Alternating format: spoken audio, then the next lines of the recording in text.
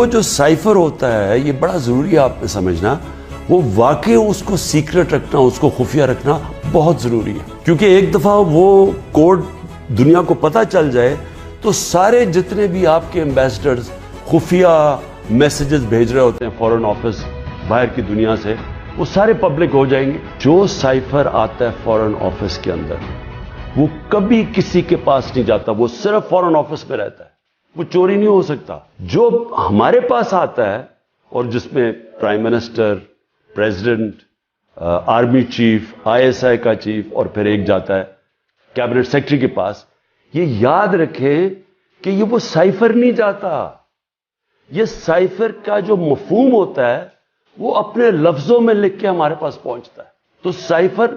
foreign office میں رہتا ہے، وہ کبھی وہ نہ چوری ہوا ہے، نہ وہ اور کوئی دیکھ سکتا ہے، نہ پرائم منسٹر، ہم کوئی نہیں دیکھ سکتے،